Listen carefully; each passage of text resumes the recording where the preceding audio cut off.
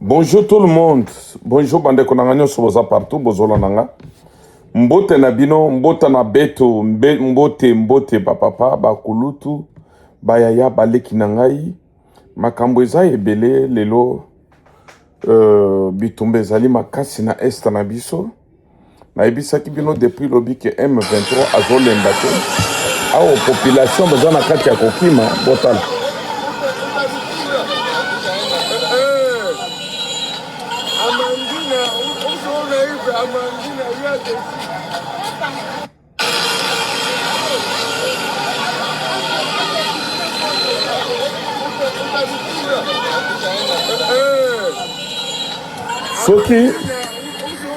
Soki tozolakisa bino video ya boye bato bazokima bokanisaka ke bazokima banani c'est M23 parce que bazokima armée congolais te bazokima ba M23 bazoya entre point zéro baraka ba village moko eza wana bato bazokima parce que makambo ezali bien te bandeko na ngai ayibisaki bino ke M23 azolemba bitumba te lelo touti komona meme ba drone atindi ba avion ezobombarde na ba drone bolanda makambo ndenge ezosalama journée ya lelo bandeko nyonso bozolanda nga partout Paul Kagame alingi kotika bitumba na Congo te alingi kotika te quel que soit ba renforcer ye na ba militaire président Kenya na président ya Soudan batindi ba militaire ba PCP na maloba ya suka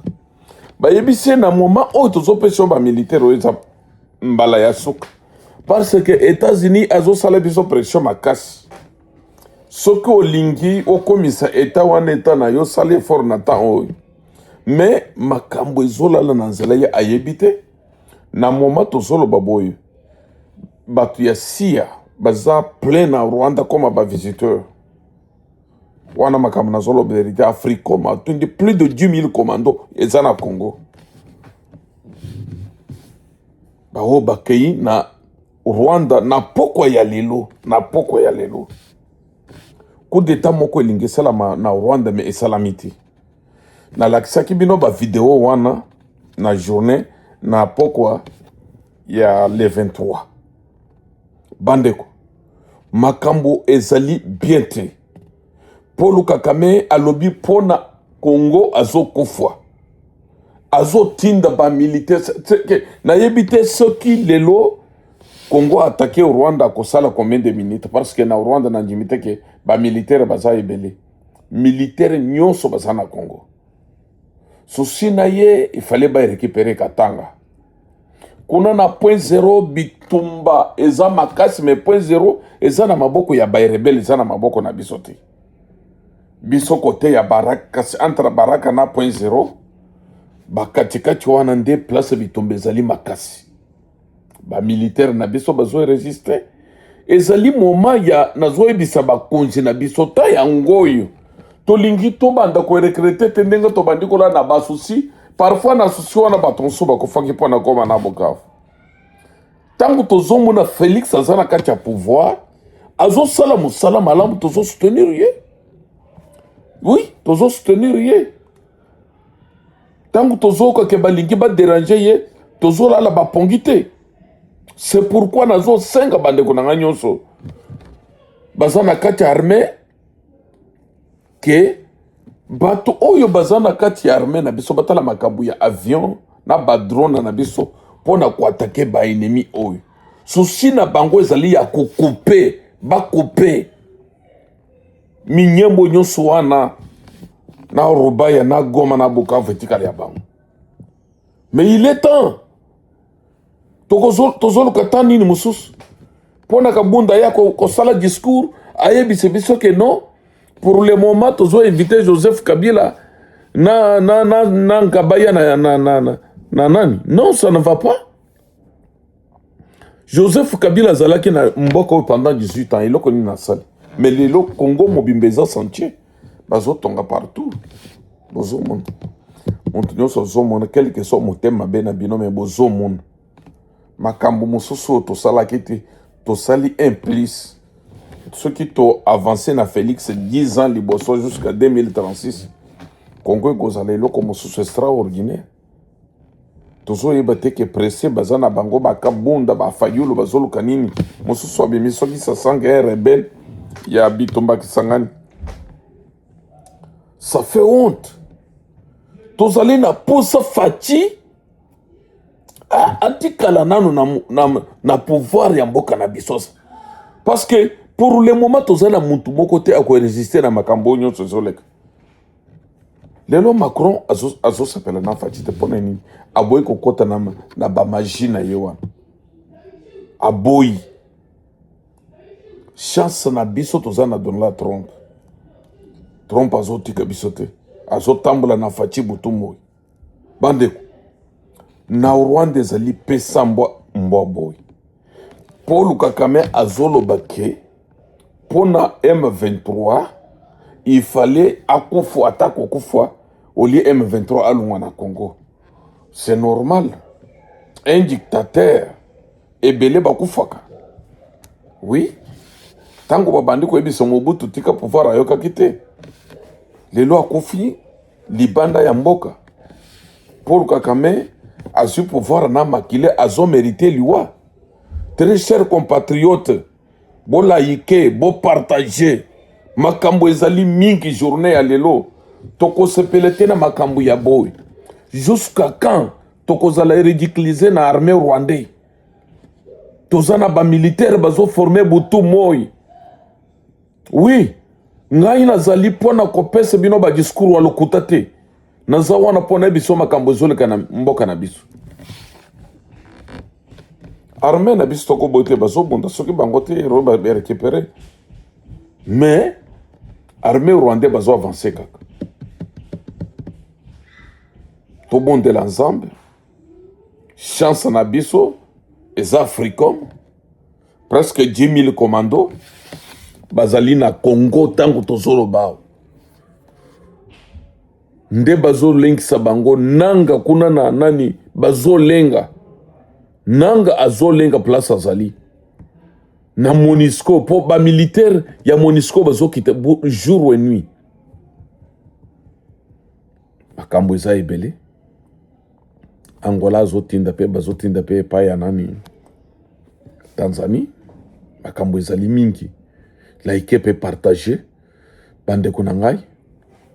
Ba oya ngai. Nazali na esengo. Tango na mona kabino bozo la équipe bozo partager. Vraiment nazo senga nakati ya gouvernement na biso même nakati ya présidence ba conseiller à Félix ba muso bazaba infiltré bato bazalaki nakati ya bitumba muntu lokola muntu nana ebiete c'est un infiltré.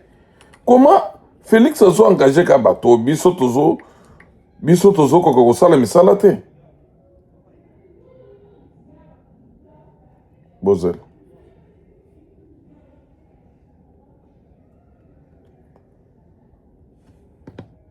Talaba collaborateur ya Félix. Alingi Montoyo a certains touti. Mais azo travaille na présidence. Ye Montoyo. Information yon so biso azo pesa na Rwanda. Hein? Montoyo. Tolo bandenge nini. Bolanda ki Jean-Claude Mobenga abandi ko sala interview pona muntu oyo. Vraiment tolo bandenge nini, tolele ou bien to sala ndenge nini po boyo kabiso. Bande ko ngai makambo ezali mingi ya kolo. Paul Kagame to yebite muntu oyo. L'ONU dénonce le règne de terreur imposé par le M23, soutenu par le Rwanda. Arrestations arbitraires, torture, violences sexuelles et travail forcé sont signalés. Les Nations Unies appellent à une action urgente pour mettre fin à ces crimes. L'ONU dénonce le règne de terreur imposé par le M23, soutenu par le Rwanda. Arrestations arbitraires, torture, violences sexuelles et travail forcé sont signalés. Les Nations Unies appellent à une action urgente pour mettre fin à ces crimes. L'ONU dénonce le règne de terreur imposé par le M23, soutenu par le Rwanda. Arrestations arbitraires, torture, violences sexuelles et travail forcé sont signalés. Les Nations Unies appellent à une action urgente pour mettre fin. Yeo ni ango. Azolo baka menga azolo baboy. Mais il fallait battre la peine à temps. Bazo ça l'action te. Battre la peine à temps. Oli kamunini boy. Woni. Afite projet kuzatwara. Bola nde kuna ye. Azana kande. Kugira ngo intambara igihoraho kubera ko yamaze kubona twebwe ubwacu hitwikunda nta n'ishyaka twe tugira rya community yacu. Twarahagurutse rero, narahagurutse n'abandi benshi nka community muri community yacu dufite umuryango wa Chiwa. Abo bose tugomba kuzajya tuza tukavuga ku bibazo byacu. Kagame afite projet yo kuzatumara kandi akanakoresha bamwe muri bene wacu kugira ngo intambara igihoraho kubera ko yamaze kubona twebwe ubwacu hitwikunda nta n'ishyaka twe tugira rya community yacu. Twarahagurutse rero, narahagurutse n'abandi benshi nka community muri community yacu dufite umuryango wa Chiwa. Abo bose tugomba kuzajya tuza tukavuga ku bibazo byacu. Paul Kagame, c'est un meilleur joueur de talent. Oui. Parmi les joueurs d'Afrique, il y a un joueur. Azu Kurupe Yabat. Oyo bazana Congo bazo benga benye mulenga. Azobuma bango makasi sambla. Sakana kaka minute mibale. Azobuma yo. Mais ce qui se passe entre le Rwanda et la Tanzanie, entre Paul Kagame et la présidente de la Tanzanie, Madame Suluhu. Qu'est-ce qui s'est passé? Je crois que na ibisa kibino déjà na bordaki na émission moko question wana. Na sala kibino révélation wana. Na ibisa kibino ke makambo eleki na Tanzanie, Paul Kagame, William Ruto na Venabiso Museveni bazana sima ya makambo wana. Na sala kibino révélation wana pourquoi bazana sima parce que madame wana bana côté mais la projet machiavélique na bango na Congo. Souci na bango zalaki a permettre bango baleka par Kigoma bazwa Grand Katanga. Lokola ye a résisté. Ba coopérer na président Ndayishimiye yepe a résisté na Burundi. Voilà pourquoi ba profiter na ba élection à Burundi pour ba renverser. Lokola ba échoué batikali batikali aux antipodes, je peux le dire. Bazo kanate. Na minito yo, madame wana Tanzanie, na Paul Kagame, na Museveni, na William Ruto, ko pesati. Mais lokola, William Ruto, a se réservé, na ye, vena biso Museveni pas se réservé, Kagame lokola, Félix a commis si lokola, mbwa, bavandise banatongo, azoliate, batie na cage, banatongo alete, bogo bimise suko na ba 18h, bochema musuinase, musuina pe bozo bolongo lango. Mbozo mona pena bochele déjà Damas, mais bozo longola Damas wana ezokende. Tala sikombwa ya ndenge wana, ndenge Kagame akomi. Ayibi trop na Congo, c'est quoi Moni Félix akomo longola Damas wana. Alors Kagame s'attaquer ouvertement na présidente Suluhu.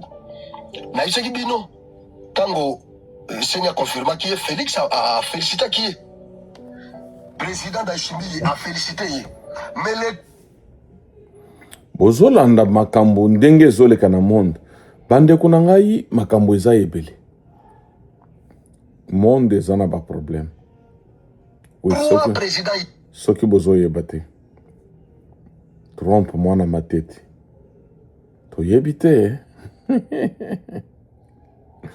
mwana matete akomi na ba quart d'accord ya sanza bakeye koluka bato na sanza bapesi comme quart d'accord eza makambo moko extraordinaire. Hein? Bandeko. Mwana matete trompe oyo bozoyeba wana. Bakar d'accord na ye. Bangoyo. Le président de l'Amérique est protégé par les extraterrestres qui reviennent de la planète Mars. Regardez-vous, voyez. Voilà. Même la Russie ne peut rien faire contre l'Amérique. Regardez vous-même. Il a engagé les extraterrestres pour le protéger. Le président de l'Amérique est protégé par les extraterrestres qui reviennent de la planète Mars. Regardez-vous, voyez. Mon frère, lelo yoko lobake eza lokota me bato bazalia bazomona bango visible. Tozalia tozomona bango. Bazobo ya kobumbana te. Okolobake eza lokota po bino na yebite. Après bofinga kape ozanzoba ngana zanzoba ngande muntu nazoloba na telefone eza ya ngai. Ozofingila ngani? Bino ba Rwandais. Bande kunanga ba Rwandais. Ngana zana bino problème te.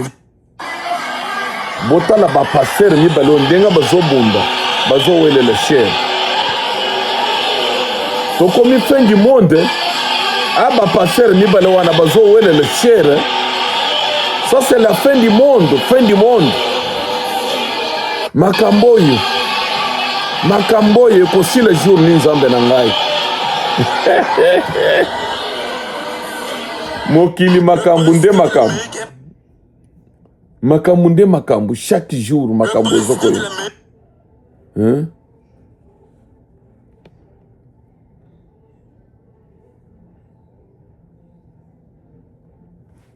Bandeko. Oyo ezali ba drone. Oyo ezo bombarde bato. Koleka point zero mwa liboso wana. Drone wana eza na drapeau rwandais. Drone wana. Nazola kisebino bien po monango. Parce que bomoni yango bien te. Nazola kisebino ba drone. Drone wana eza bisote eza ba rwandais. Bomonango. Bomonango très bien. Ezo bombarde ba congolais. Makambo. Président Nabiso.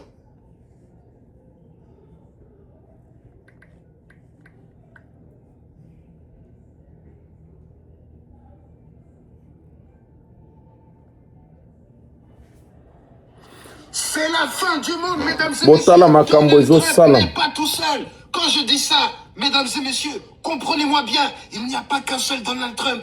Il y en a deux. Voici cette vidéo où on voit que Donald Trump a littéralement un clone, un jumeau. Nous sommes littéralement foutus. Ça veut dire qu'il va y avoir 2 fois plus de bombardements. L'Amérique va attaquer 2 pays en même temps, 2 hémisphères. Nous sommes littéralement foutus. Il y a 2 mecs orange à la tête de l'État. Ça sert à rien de le cacher, on l'a vu. Regarde là, avec ses mains en arrière. Son ventre est trop gros qu'il est obligé de mettre ses mains dans son dos. Nous sommes littéralement choqués de voir qu'il y a 2 personnes. Information oyo ngana na confirmer yango te. Yende muntu alobi bonga pen lokola na muni yango. Fale na lakise bino keno botala makambo ezole. Ngai normalement ngai na confirmer yango te. Ye alobi ke Donald Trump a komi batu misato. Ngana ebite Jamais na koloba likambo ngana ebite. Très chers compatriotes, makambo eza mingi ya kolakisa bino. Tozana makambo ebele. Ce qui se passe. Tozana makambo ebele ya kolakisa bino bandeko na ngai bo like, bo partager. Nazana kati ya kolakisa bino makambo ezoleka na monde mobimba pe na Congo mboka na bakoko na biso. Vraiment. L'Iran qui menace de destruction totale d'ici 2 à 3 jours. Bandeko. Eloko moko ngana lingi na yebisa bino. Iran azolo baboui. Soki Trump azotika bitumba te, azo continuer na bitumba, azo zikisa mokili. Ce n'est pas moi. L'Amérique continue sa guerre. On écoute ce général. La politique de négociation comme la politique de guerre sont terminées. Si l'Amérique poursuit la guerre dans les 2 ou 3 prochains jours, nous passerons à une offensive d'envergure visant à la destruction totale. Si cette stratégie est mise en œuvre, nous ne nous contenterons plus de représailles de même nature. Aucune frontière politique ne garantira la sécurité face aux forces offensives de l'Iran. L'Iran qui menace de destruction totale. Ce n'est pas moi. Oh, tolandaki yo ndio zolo mais ngana zola kisebino makambo zoleka. Peut-être makambo wana mususu muntu zolo boy zanga ite c'était responsable ya Iran. Azolo ba que ceux qui dans la trompe atiki makam atiki bitumbate.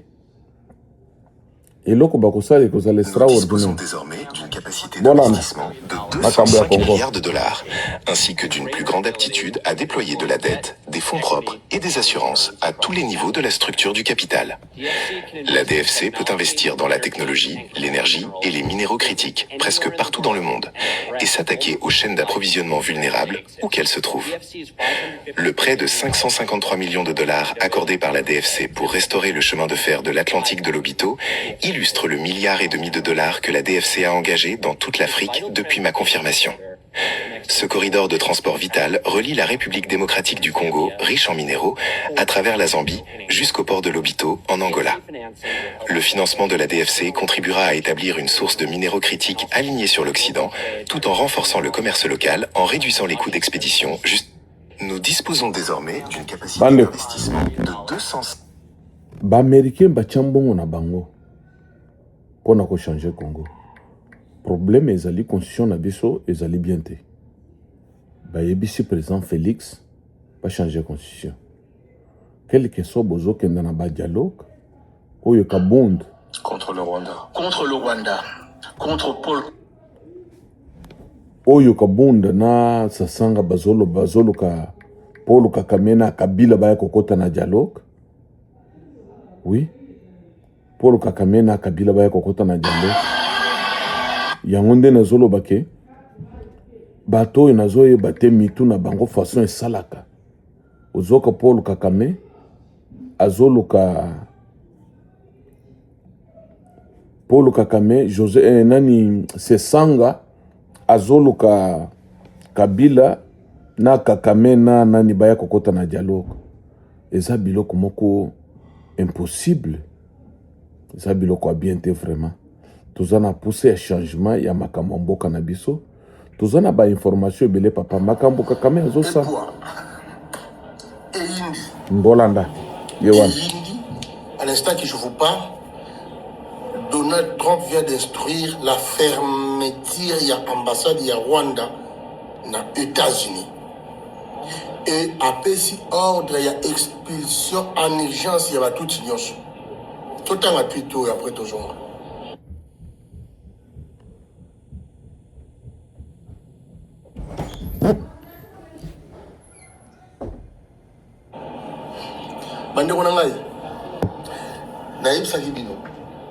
Croyez-vous vraiment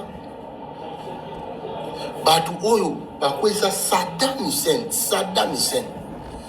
Batou Bakou, c'est le grand Ben Laden, l'homme le plus long. Bakou Milem Banan Kagame. Vous êtes sûr? Et pendant ce temps-là, d'autres me traitent, Taliban. Ndeko. Yo continue à vous faire un petit séquel, il est grandeur n'a été. Kagame, yo on a zo comprendre. Maintenant, vous savez ce qui va se passer. Bah, tout le monde reflète bon on a na Rwanda. Tant que comme na Rwanda, bah on doit ça la pression. Il y a peine à biso siko. C'est donc une condition de vie, ils apprennent yo, tika boka ka kimia, bah ça va na kimia siko au monde siko. Bon, on est pas stoppé mais. On est allé. Tant que si nous signer accord, Kagame a le Mourabi. L'avantage est d'avoir signé. Donc tu as ma pression. Bande. Makambo mususu na lingina lobate po eza la teke boy na boy tango na lakisaka bino ba video kaka bino nde bosenga kake o lakisa biso video zokosa bozalaka sire na makambo tolobaka te nyonso tolobaka pona bino tozoya kokosa bino. Kagame, c'est celui qui a fait condamner et fait mettre des sanctions contre le Rwanda. Et c'est celui qui est en train d'arracher cette colonie dans laquelle on nous avait mis et réduit ce peuple à l'état d'esclavage. Les générations futures reconnaîtront son passage à la tête de ce pays. Parce qu'il y a eu d'autres peuples dans le monde, je ne parle pas du peuple, qui ont connu également cet état d'esclavage, jusqu'au moment où ils ont été libérés. Par un homme que vous connaissez le nom, Moïse. Je ne veux pas comparer ce qui est comparable, mais je vous dis que Félix Tshisekedi, aujourd'hui, vous allez rigoler de ce que je veux dire, mais il est en train de jouer un rôle important dans l'extraction de ce pays entre les mains du régime rwandais. Pourquoi Hippolyte Kanambe n'a jamais cherché à condamner le Rwanda? Pourquoi il n'a jamais essayé même d'obtenir des sanctions? Pourquoi il n'a pas pu mener les démarches pour sortir de l'embargo au niveau des armes? Pourquoi il s'est tué contre l'agression rwandaise? Ça, c'est toutes les questions. Ndenge bozoyoka bato oyo baza na manière na Congo. Bandeko na biso lokola ba Jean-Pierre Mbemba. Vraiment félicitations Jean-Pierre Mbemba pour na musala malamu. Ozo sala parce que depuis au bandiko travailler na Félix. Ozana likambo moko te oyo bazolo bake asali boy. Musala na ye mboka na biso kende liboso. Vraiment nazo féliciter ba ministre Moussousou Moussala Bazo Sala. Bazali contre le président de la République. Bazo Sala Moussala pona kobungi samboka na biso. Fallait qu'on félicite bato boy bazar rare na monde. Oui. Bato boy bazala kamingi te. Bazar rare. Sassou Braza a sali 40 ans. Kagame na Rwanda a sali 40 ans. Museveni 36 ans. Paul Biya na Cameroun, 40 ans. Maintenant, c'est à Tshisekedi, au besoin de pouvoir, dans l'espace à 10 ans. Est-ce que vous êtes sérieux? Vous croyez que nous, les des personnalités, pendant 37 ans en opposition, 37 ans à calvaire, 37 ans à souffrance, pour que tout ça, 10 ans à pouvoir. Après pouvoir, pour Bobandoya au Sekabiso, pour Bobandoya au Cholabiso, Sassou Braza a sali 40 ans. Kagame na Rwanda a sali 40 ans. Museveni, 36 ans. Paul Biya na Cameroun, 40 ans. Maintenant, c'est à Tshisekedi, au besoin de pouvoir, dans l'espace à 10 ans. Est-ce que vous êtes sérieux? Vous croyez que nous, les des personnalités, pendant 37 ans en opposition, 37 ans à calvaire, 37 ans à souffrance, pour que tout ça, 10 ans à pouvoir. Après pouvoir, pour Bobandoya au Sekabiso, pour Bobandoya au Cholabiso, Sassou Braza a sali 40. Bandeko. Pour pouvoir à Félix, moya tikango siko ezalite. Fayulu bokiti bomati. Bobini pe koto. Ata wobini ndombolo. Ata ndengo linga koko bina mabina ya nani wan. C'est ça? Suivez. Moïse Katumbi Chapwe. Bolanda. En 2006, a dribblé tous les Congolais. Il s'est fait élire comme Congolais, député provincial. Il a menti tout le monde. Il doit être pourchassé et poursuivi jusqu'à son dernier retranchement. J'encourage nos amis, les opposants d'ensemble, qui sont en train de l'escroquer à souhait, parce que c'est l'argent de la population congolaise, qu'ils continuent à le faire jusqu'à ce que cet argent va s'épuiser. Suivez. Moïse Katumbi Chapwe, en 2006, a dribblé tous les Congolais. Il s'est fait élire comme Congolais, député provincial. Il a menti tout le monde.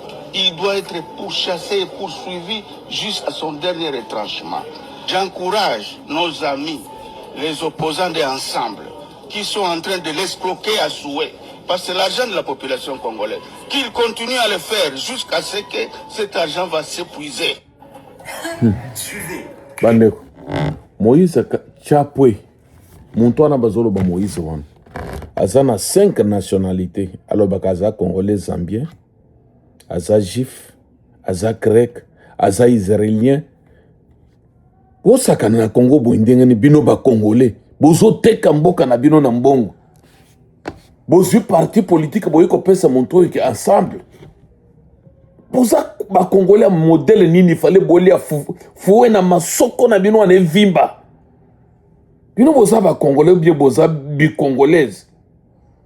Eza soni. Moïse lelo babengi na Zambie akenda kolakisa bango nationalité na ye parce que mwana na aza député kuna. Et ça makambo soni mingi bande ko nga ba congolais. Fallait beau changer comportement na bino. Pour ça ba tondenge nini? Fati beton. Tozali na bana batanki awa en États-Unis.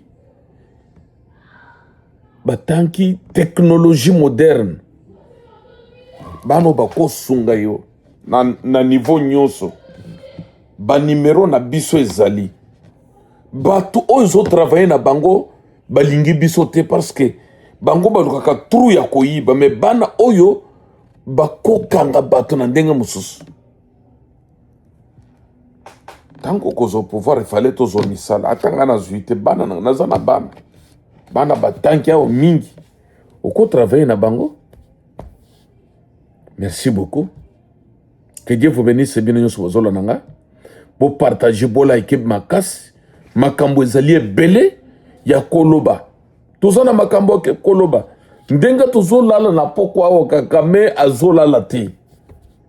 Akomi lokola mbwa bachele musunya babotolie. Okomona Kagame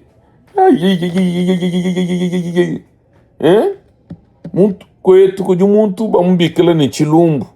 Muntu ni numvo ni banza chilumbu. Uju lumbu lo malonso habuloba. Kagame mushala mumuji. Mkulumpo mukwabu vuko twabo mbikela ni muzenga. Kagame kashala muji ka muzenga.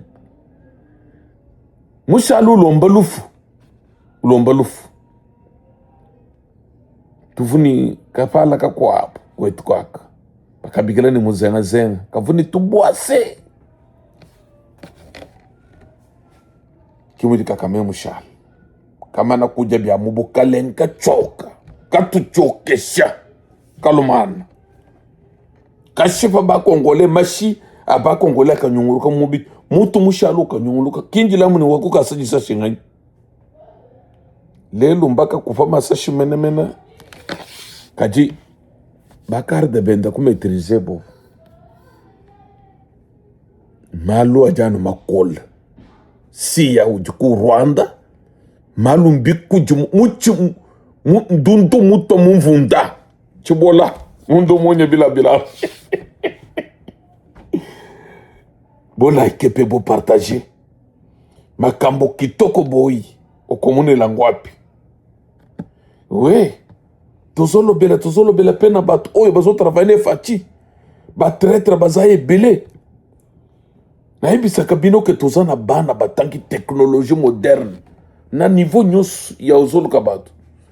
Tochaka ba numéro na biso bolo kabiso ata na kondolope na pesode bakosala o makamoko muto e balukiyo. Merci président Fati. Béton na béton. Nyonso zo sala tozo senga ke otindi la bakasayen ba usine na mbujima yeko tata 40. Président Fati soki obimisi mbongo ya gouvernement eko bunga te bako sumba usine bako tinda ba acheter na mbujima bazo sumba cuivre sur place ndengale lo bazo sumba or na banga na biso wana bako banda ko sumba cuivre sur place bazo sumba bazo lamba yango mbongo wane zo kende komatisa bidena ezo mbongo wane kozala ebele parce que conteneur moko ya cuivre o basali ya katota c'est-à-dire 100% cuivre c'est des millions mais kuna ba chinois lelo ba chinois bazo ya maboko pamba bazo tika la ba milliardaire ba contrat nyonso lelo pona bande kuna biso bazana lobombashi basala contrat il fallait aux nata 5 carrières ba petite refika ya 10 camions 5 camions bazana sima ya bato. Président Fati vraiment lokolo zuma yel oyo bimisa même mbongo ya gouvernement basomba usine oyo zolamba cuivre na cobalt ata oboyi ke ko somba te bato bakobanda kolambisa yango sur place bazoya koteka na poto ils ont des millions d'argent, des millions d'argent. Cuivre eza na Kabeka Mwanga, eza na Katenda, ezali partout na Kasai Oriental mobimba, tini kuchibombo, tini kuchosha. Womu kwa Mataji, soke ye pa Mataji, cuivre ezali. Kabeka Mwanga kote ya Lukula Mulungui, cuivre ezali. Kote ya Kenanguna, cuivre ezali. Cuivre ezali kote ya Katenda. Cuivre ezali wapi na Kabinda. Cuivre ezali na Mwene Jitu pe na Miabi. Tolo bandenge nini. Sumba izin. Pono favoriser bande kuna yo. Bakenda katanga lisusu te. Bato bazokenda Lubumbashi pona pasi. Souffrance. Soki izine ekomi kaka 5 na Kasai Oriental. Bokomuna bato ndenge bakoya. Bino ba politicien boyibaka mbongo ya Congo. Botika kotia mbongo wana na ba immeuble. Bosala ba compagnie. Bosumba ba compagnie botia na Mbujimai. Oui, botia compagnie na Mbujimai. Compagnie wane banda kolamba cuivre ezo sala soki katota soki katota.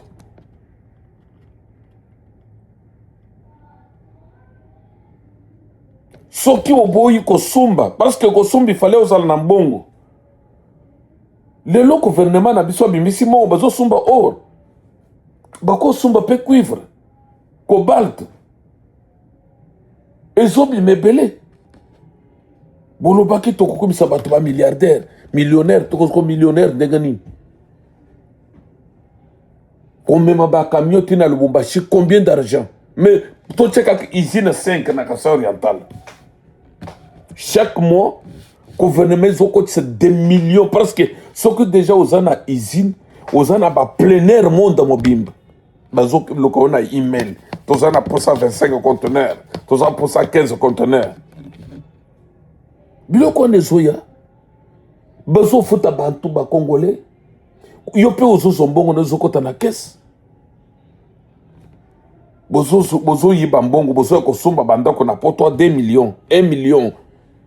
1 million 500. Biso to vangi na poto tomoni makambwe.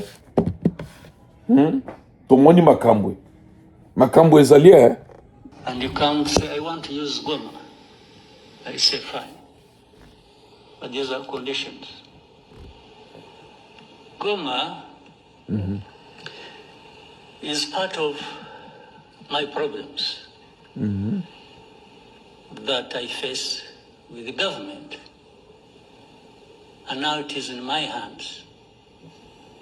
I will not give it to you until you show me alongside that how you address my problems.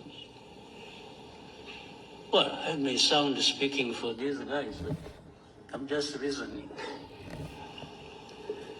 If I were the one, you want Goma, you want Kavumu, or Bukavu, or you want, you come and I'm the one who controls. Bozola na Paul Kagame, c'est très difficile pour na Paul Kagame zoloba comme Bukavu, Kavumu, Minembwe ezali mabele na ye. C'est comme ça. Tolo bandengani. Bande kunanga. Bo like pe bo partager. Bo partager makasi. Vraiment tozaline aisengo. Merci beaucoup, que Dieu vous bénisse. Bino bozola nangai. Nazana nzembo moko nazoche le bino. Militaires, les mettre en position canapé, sans tirer un coup. Kagame, le puissant regard baissé, genoux fatigués par la lutte, pendant que Félix avance, costume impeccable, calme et posé, maître du jeu politique. Bolanda bien.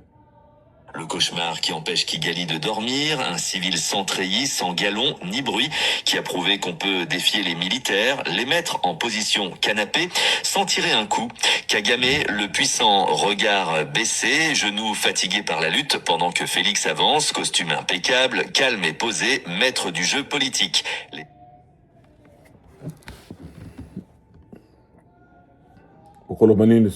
La diaspora congolaise venue de tous les coins de l'Europe s'est retrouvée au début du mois de juillet 2026 à Bruxelles pour la cérémonie de lancement de la dynamique Tokowa Pona Ekolo, entendez en français Nous mourons pour la nation, initiée par l'honorable Jean-Marie Lukulassi, député national élu de la Funa.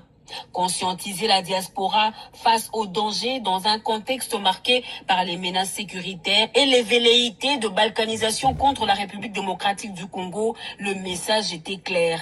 Réveiller les consciences patriotiques des Congolais vivant à l'étranger. L'objectif de la dynamique est de fédérer tous les Congolais d'Europe autour d'un seul combat.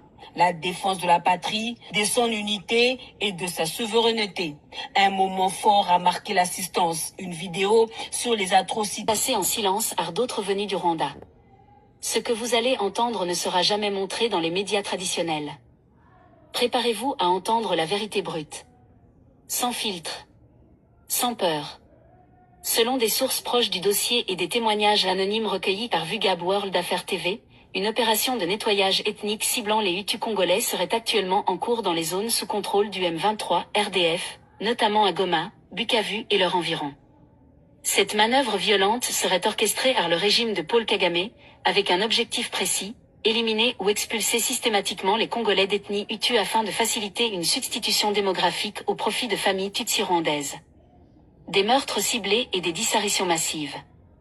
Nos sources indiquent que la majorité des Congolais d'ethnie Hutu présents dans les zones occupées ont été soit assassinés froidement, soit forcés de quitter leurs terres sous la menace. Les familles qui n'ont pas été massacrées sont souvent accusées d'être des réfugiés rwandais, malgré le fait que beaucoup d'entre eux ne parlent pas un seul mot en Kinyarwanda, ni ne connaissent un quelconque lieu ou village au Rwanda qui pourrait les identifier comme originaires de ce pays. Des témoignages confidentiels évoquent des méthodes barbares. Ils sont venus la nuit. Ils ont pris nos hommes, certains ont été tués immédiatement. D'autres ont été ligotés, embarqués sans aucune explication. Le lendemain, on nous a dit qu'ils étaient renvoyés au Rwanda, comme des réfugiés. Mais ces gens sont nés ici, au Congo, et n'ont aucun lien avec ce pays-là. Mise en scène médiatique le jour, substitution démographique la nuit. Selon nos sources locales, le régime de Kagame utilise une stratégie de communication bien huilée pour berner la communauté internationale. En plein jour, des caméras sont invitées à filmer des convois d'hommes, de femmes et d'enfants que l'on présente comme des réfugiés rwandais de retour au pays.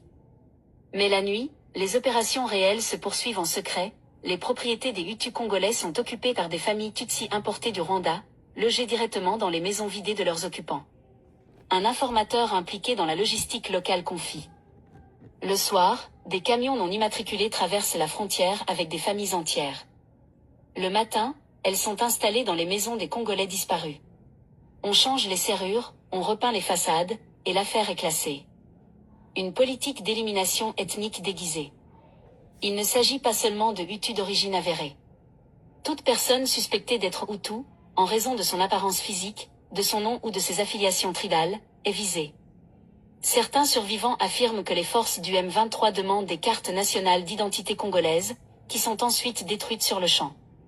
Sans ces documents, les victimes sont facilement étiquetées comme Rwandais clandestins. Une survivante nous a confié sous couvert d'anonymat. Mon mari a été tué. Mon fils de 14 ans a été emporté. On m'a dit que je devais partir au Rwanda parce que je n'étais pas congolaise. Mais je suis née à Rutshuru, mes parents aussi. Je n'ai jamais mis les pieds au Rwanda. Une opération cynique pour manipuler l'opinion internationale. L'objectif final, selon nos analystes, est double. 1. Faire croire à la communauté internationale que Kigali accueille volontairement des réfugiés rwandais de retour au pays. 2. Créer une nouvelle démographie dans l'est de la RDC favorable aux intérêts géopolitiques du Rwanda, en installant des Tutsis loyaux au régime de Kagame dans les régions congolaises stratégiques. Des vidéos récentes montrent des personnes souriantes, brandissant des drapeaux rwandais devant les caméras, affirmant être heureuses de rentrer au pays. Mais nos sources sur place affirment que ces scènes sont mises en scène sous la contrainte, avec menace de mort si les personnes ne coopèrent pas. Les Congolais, et en particulier les Hutus de l'Est, vivent aujourd'hui dans la peur permanente, abandonnés dans un jeu géopolitique cynique où leur vie, leurs terres et leurs identités sont effacées à coups de machette et de manipulation médiatique. Ce que l'on observe dans l'Est de la RDC n'est pas simplement une crise sécuritaire ou une rébellion armée. Il s'agit d'une opération planifiée de modification ethnodémographique. Les Congolais Hutus, qui forment une partie importante... C'est beaucoup de choses, mon frère, ma sœur. Makambo koyebi so eza ebele.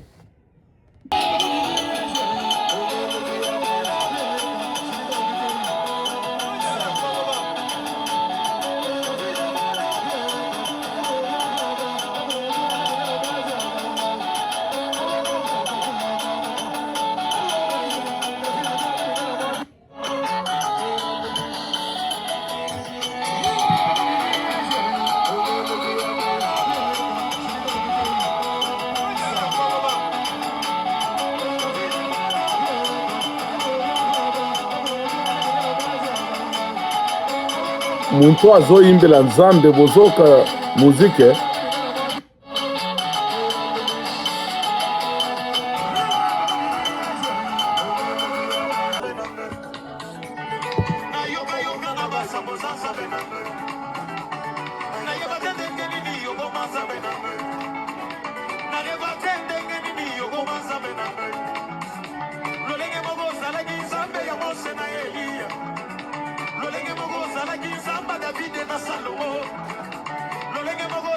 ezali nzambe na likama nazokomisa Yoga,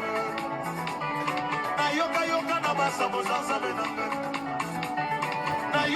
na basa, boza, sabe.